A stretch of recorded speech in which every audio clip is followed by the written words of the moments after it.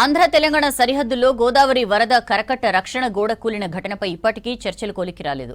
భద్రాద్రికి ప్రమాదం పొంచి ఉందని నీటిపారుదల శాఖ అధికారులు గతంలో ఏపీ అధికారులకు తెలిపారు. దీంతో గతేడాది ఏపీకి చెందిన నీటిపారుదల శాఖ అధికారులు క్షేత్రస్థాయిలో పరిశీలించారు. రిపేర్లు, కొత్తగా సేఫ్టీ వాల్ నిర్మాణానికి ప్రతిపాదనలు సిద్ధం చేసి ప్రభుత్వానికి నివేదిస్తామని చెప్పి వెళ్లారు. 6 నెలలు గడుస్తున్నా పనుల్లో కదలిక లేకుండా పోయింది.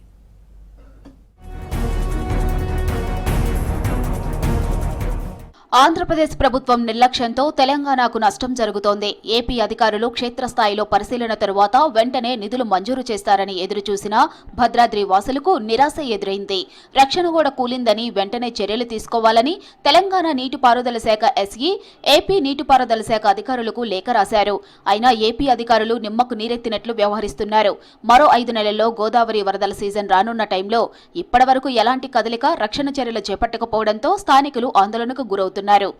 ఆంధ్ర తెలంగాణ సరిహద్దులోని గోదావరి కరకట్ట రక్షణ కూడా గత సంవత్సరం జూలై 3వ తారీఖున వర్షాలకు కూలినది. అది పూర్తిగా ఆంధ్ర సరిహద్దులో ఉన్నది. దాని విషయం మనం ఆంధ్ర అధికారులకు ధవళేశ్వరంలోని ఎగ్జిక్యూటివ్ ఇంజనీర్ గారికి, సూపరింటెండెంట్ గారికి తెలియజేయడం, వాళ్ళ deputy executive engineer, assistant executive engineer పంపి దాన్ని సర్వే చేపించి ఎస్టిమేట్ వేస్తామని చెప్పారు. రాతపూర్ లెటర్ ద్వారా కూడా తెలియజేశారు. కానీ ఇంతవరకు మేము 2-3 లెటర్లు కూడా రాయడం జరిగినది. వాటికి మళ్ళీ ఫీల్డ్లో మాత్రం ఎటువంటి పురోగతి లేదు. ఇప్పటివరకు ఎలాంటి చర్యలు చేపట్టలేదు. భద్రాచలంలోని గోదావరి వారధి నుంచి ఎటపాక వైపు ఉన్న గోదావరి కరకట్ట 3వ స్లూయిస్ రక్షణ కూడా కూలింది. దశాబ్ద కాలంగా ఏపీ పరిధిలోని కరకట్ట నిర్వహణ బాధ్యతను అక్కడి ప్రభుత్వం అధికారులు పట్టించుకోకపోవడంతో ఈ పరిస్థితి తలెత్తింది.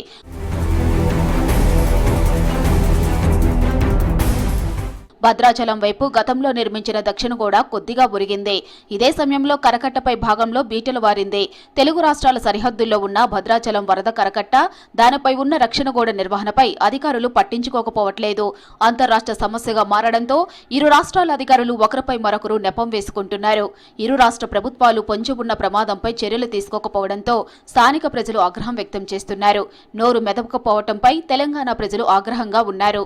తప్పకుండా ఇప్పుడు ఆంధ్ర ఇరిగేషన్ వల్ల, తెలంగాణ ఇరిగేషన్ వల్ల కాకుండా 2 ప్రభుత్వాల సమయంతో మాట్లాడి ప్రస్తుతం దానికి మరమ్మతులు అతి తొందరలోనే వర్క్ స్టార్ట్ చేసి దాదాపు 1-2 నెలలు పడుతుంది. కాబట్టి జూన్ నెల కల్లా ఆ వర్క్ పూర్తి చేసి మరి పరిశిష్టంగా కరకట్ట కలిచేసి ఆ ప్రాంతానికి ముంపు రాకుండా, ఆ ప్రాంతమే కాదు అది మొత్తం భద్రాచలం మొత్తానికి వస్తుంది ఆ ప్రాంతం మొత్తం. కాబట్టి దయచేసి దీని మీద తగు చర్యలు తీసుకొని అధికారులను నిర్లక్ష్యం వహించకుండా మరమ్మతులు త్వరగా పూర్తి చేయాలని చెప్పేసి మరి మేము భద్రాచలం పట్ల వాసులుగా మిమ్మల్ని డిమాండ్ చేస్తున్నాం.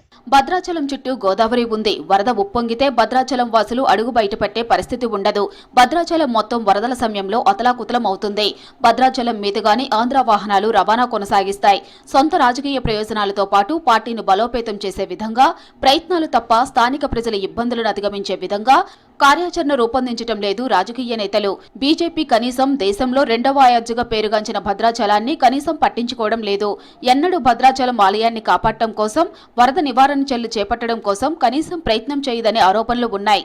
కాబట్టి ముఖ్యంగా జరుగుతున్నటువంటి గోదావరి వచ్చిందంటే ఆంధ్ర ప్రాంతంలో ఆ చివరిగా ఉన్నటువంటి ఆ సివిలెస్ కానీ, దాంతోపాటు ఆ గోడ ఆల్రెడీ కూలిపోయి ఉన్నది.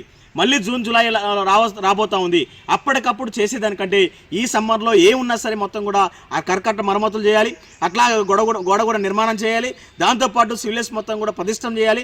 ఆంధ్ర తెలంగాణ గవర్నమెంట్ సమన్వయంతో ఈ పని ముందుకు తీసుకోవాలని చెప్పి సిపిఎంఎల్ మాస్టర్ పార్టీ హెచ్చరిస్తూ ఉంది. ఇరు రాష్ట్రాల అధికారులు కరకట్ట గోడ నిర్మాణం చేపట్టాలన్నారు భద్రాద్రి వాసులు. వర్షాలు ప్రభావం కాకమునుపు చర్యలు తీసుకోవాలని డిమాండ్ చేస్తున్నారు.